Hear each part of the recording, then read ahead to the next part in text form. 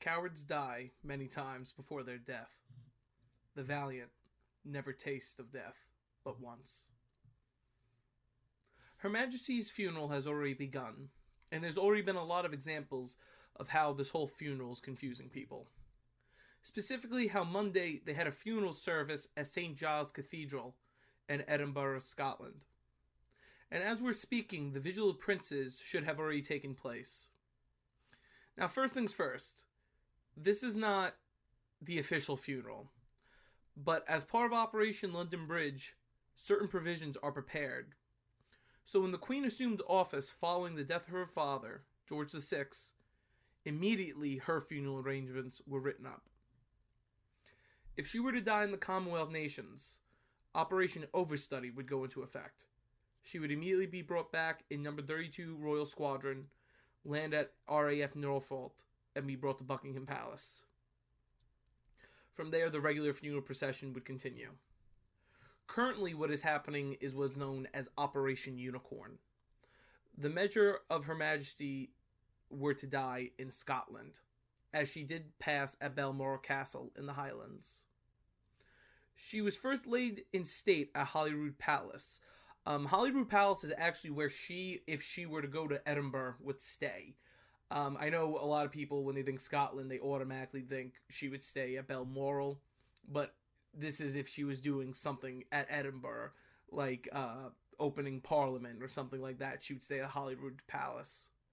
Then, from there, she will go to a service at St. Giles Cathedral. Then head to London on Royal Train or airplane. I believe it's been decided she'll be flown down. Now let's start at the beginning. It's midday on the 8th. The Queen is dead. Prince Charles is immediately named King. God save the King. The private secretary, Edward Young, contacts the Prime Minister. He utters the phrase, "London Bridge has fallen." The British Broadcast Corporation is informed, and they are the first to announce the news. While this happens, all the royal residences post a declaration of the death of the Queen. Great Britain then announces a 10-day period of mourning. Well, then depending, where Her Majesty initiates the next step.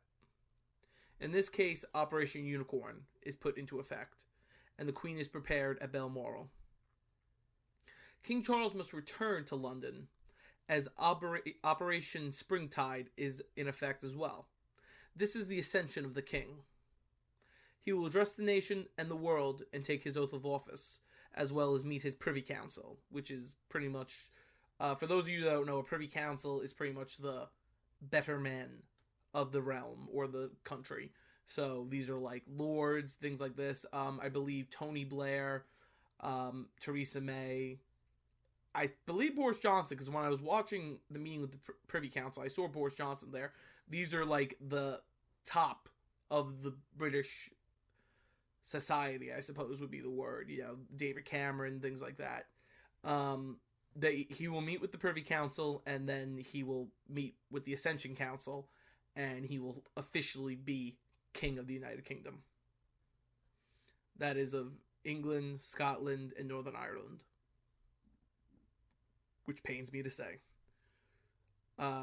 Also, at this time, the members of Parliament, that would be like Liz Truss, Keir Starmer, the head of the House of Lords, will pledge their allegiance to the new king, which we just saw happen as well. He will return to Scotland, meet with the Scottish Parliament, and then accept their condolences. Now, as we saw, he participated in the march from Holyrood to St. Giles Cathedral. He will be joined by the former Duke of York, the Princess Royale Anne, and the Duke of Wessex and Edward. Also, the Princess Royal's husband, Timothy Lawrence. They will have the service at St. Giles, and then Her Majesty will be put on a plane on September 13th. As it's been decided, she will then be placed in state at Buckingham Palace, for the family specifically to mourn in privacy of the palace, as well as the staff who had served her for over 70 years. On the 14th, she will be moved from the palace to the to her location in the Palace of Westminster, or as we Americans would call it, the British Parliament. Here she will remain until the 19th for the public to view. Now, earlier I mentioned something called the Vigil of Princes. This has been done twice, once at St. Giles and then again at Westminster. This is when the princes of the realm will stand in vigil over the monarch. The last time this happened to a monarch was George V. His sons Edward, Henry, Albert, and George were his vigil. It was also done for the wife of King George VI, the Queen Mother. Her vigil was her grandsons Charles, Andrew, Edward, and David. Last night at St. Giles, the vigil for Her Majesty was conducted by her 4 children, King Charles III, Edward of Wessex, and the Prince Royal, and Andrew. He doesn't really deserve to even be mentioned, but I'll be respectful. So, it will probably be the same in London. Now, after the Queen is in Westminster Hall on the 14th, the doors to the palace will open to the public. It's safe to assume millions will probably walk through those doors. On the 19th, there will be a procession carrying Her Majesty from Westminster Palace to Westminster Abbey, where Her Majesty's Mass will be held by the Archbishop of Canterbury, Justin Welby.